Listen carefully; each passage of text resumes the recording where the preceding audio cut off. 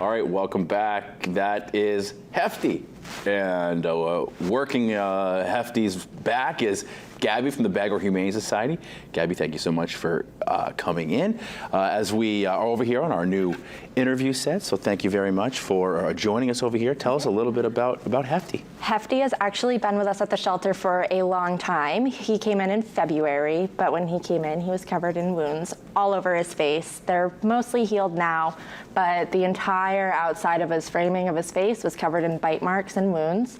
And when a cat comes in with wounds of unknown origin, we do have to quarantine them due to state laws for 4 months to check for signs of rabies, so that's fair, okay. But it is a long time for a cat. And within those 4 months, we went through a lot of testing with him, and we found out he also has FIV, which is feline immunodeficiency virus, which means his immune system is lacking compared to other cats, and it is a virus that is spread through bite wounds, so he shouldn't necessarily go home with other cats unless they also have FIV. Okay.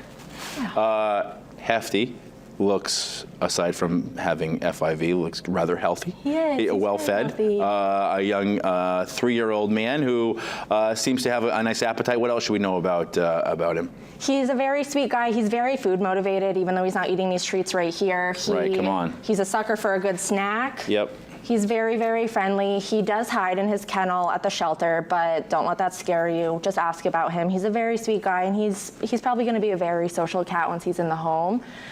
We are asking that he go home with respectful kids, if any kids at all, because he can get a tiny bit overstimulated when it comes to his food and his treats and snacks. So he might be a little bit swatty or eager to eat the treats, but as long as your kids aren't pulling his tail and hanging off of him, he's pretty okay. And he is able to go home with dogs if he allows that. Of course, we can't test that in the shelter, so it'll be up to slow introductions in the home environment to make sure he matches with a dog. Talk to me about that a little bit. When you have a cat like this, how does that slow introduction work?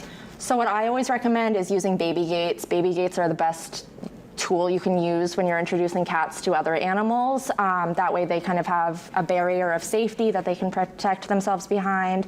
I always start my cats in their own private room, their own bedroom, bathroom, a little room that isn't used too often, just so they can adjust to their environments, because cats kind of take longer than dogs do to adjust, but you want to make sure you're doing it right and slow so they're not too stressed out or scared. New sights, smells, give them some time, let them meet you on this new ground. Anything else to keep aware of, or that you think people should know, or that they could do in advance of trying to learn more about Hefty? Yeah, Hefty does require a vet relationship because of that FIV, so you'll definitely want that set up before you adopt him, because he is prone to being sick more easily and more often.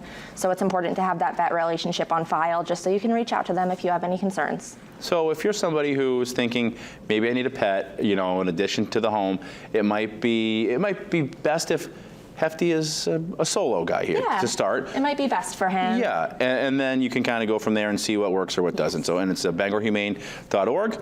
Or you can find more on Facebook as well, right? Yes, absolutely. Awesome stuff. Hefty, nice to meet you. Feel free to have some treats. See, we have the whole hour here still to go. Gabby, thank you for coming in, as always. Back with the forecast right after.